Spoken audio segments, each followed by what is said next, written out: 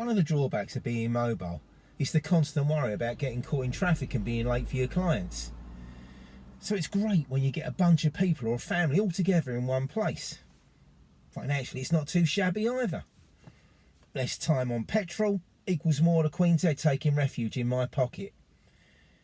So once every 6 weeks, I go to Romford, to this retirement village of the damned, where I'm booked to do 5 of the inmates. All depending, of course, on what ailment they've got or what major minor crisis is going on in their dull, routine and extremely regimented lives. The important thing to remember here is that any deviation from their dull little routine can cause their world to implode.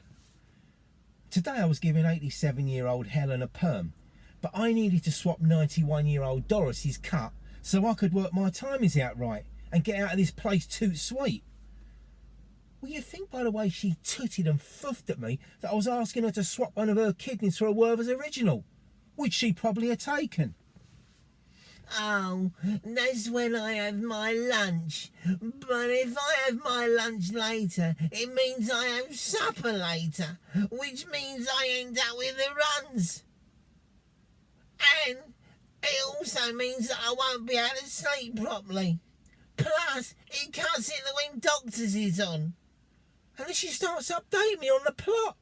Like I'll give a shit about any of this. There's a dedicated salon in this house of fun.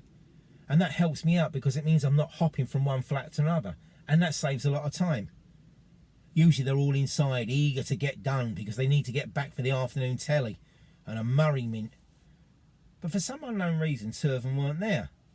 The others didn't know where they were, but right now it didn't matter because Helen was, and at least I could get her perm started.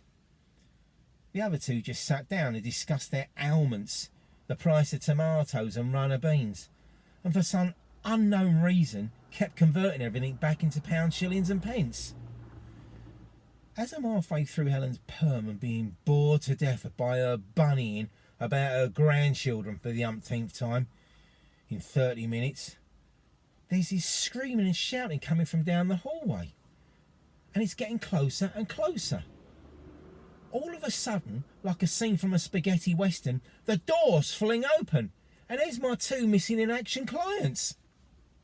6 foot tall and lanky 84-year-old Ms. Barbara Moncaster is being ever so slightly prodded on the shoulder by 5 foot and 86-year-old slightly tubby ex-professor Stephanie Tweedlewaggett.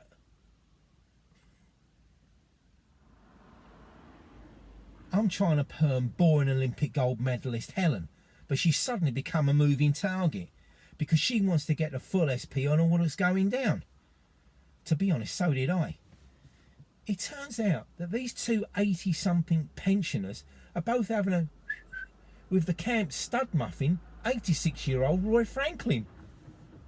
You see, the ratio of women to men in here is about 5 to 1, so Roy's in big demand. So I'm about to try and break it up when Helen shakes her head, waves a hand at me and taps my arm as if to say don't get involved.